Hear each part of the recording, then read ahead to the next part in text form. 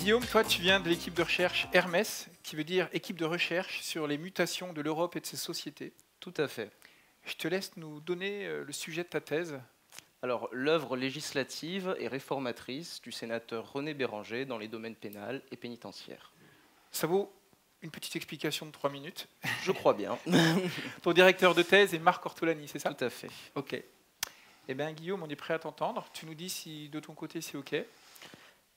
Je suis prêt. T'es prêt? Ouais. Allez, 3, 2, 1, top. Connaissez-vous le point commun entre votre belle-mère et la prison? Eh bien, toutes les deux, faut ressortir notre ingratitude. Et oui, parce qu'au fond, la prison, c'est un petit peu comme une belle-mère.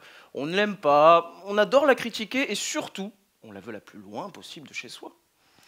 Mais si elle n'était pas là, ne serions-nous pas bien embêtés par la suite pour faire garder nos enfants les plus turbulents? Vous voyez, la prison est injustement mal aimée et c'est quelque chose qui m'a toujours rendu perplexe. D'autant plus qu'au regard de l'histoire du droit, il y eut de savants personnages, passionnés des lois et des questions criminelles, qui dédièrent leur plus éminent effort à la réforme des domaines pénal et pénitentiaires. Et c'est le cas du sénateur de la Troisième République que j'étudie dans ma thèse, René Béranger. Gratifié, comme le sont parfois les belles-mères, d'un surnom doux amer, ici celui de Père la pudeur. Pourquoi? Parce qu'il était très engagé contre les premières manifestations pornographiques qui émergent à son époque. Sa lutte contre l'immoralité lui valut même quelques amusantes caricatures. Pourtant, sans lui, on aurait été bien embêté, et pour cause. Il a joué un rôle de premier plan dans la vraie modernisation du droit pénal et carcéral, signe de la vraie mutation sociétale qui s'est opérée à la toute fin du XIXe siècle. Mais alors, voyez-vous le lien entre sa lutte contre la licence des rues et cette réforme pénale et pénitentiaire? Ça semble à la fois évident et complexe, et c'est justement là tout l'intérêt de ma thèse.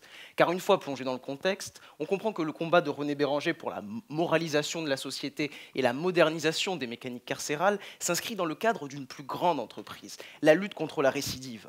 Et là, on touche une corde sensible, car la récidive met en évidence les failles de notre politique pénale et plus largement les échecs de notre société. Néanmoins, ce qu'il y a de positif dans un problème, tout comme dans une thèse d'ailleurs, c'est qu'il attise la créativité des gens qui s'en préoccupent. Et la récidive du XIXe siècle est une vraie obsession créatrice. Et la figure de René Béranger est à l'avant-garde de la réflexion juridique sur la récidive, car ses idées étaient d'une grande clairvoyance. Prenons un exemple. Contrairement à la tendance générale qui prônait la déportation des récidivistes dans les colonies d'outre-mer, lui croyait plus en l'amendement du condamné par la prison. Pour lui, la source de la récidive et plus largement de la criminalité résidait dans les mœurs et dans l'éducation familiale, raison pour laquelle il combattit l'immoralité et se livrait à un combat acharné pour la protection pénale de l'enfance. Vous voyez, tout est lié. De même, il est aussi l'auteur de lois dont l'objet nous est aujourd'hui familier, le sursis et la libération conditionnelle. Deux dispositifs aujourd'hui incontournables qui préservent le primo-délinquant de l'influence corruptrice des multirécidivistes. Plus largement, ma recherche consiste à dénicher dans le passé les différentes solutions imaginées par Béranger.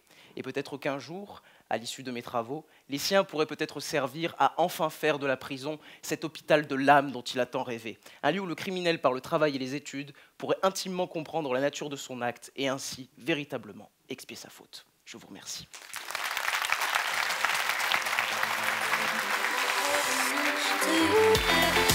Thank you.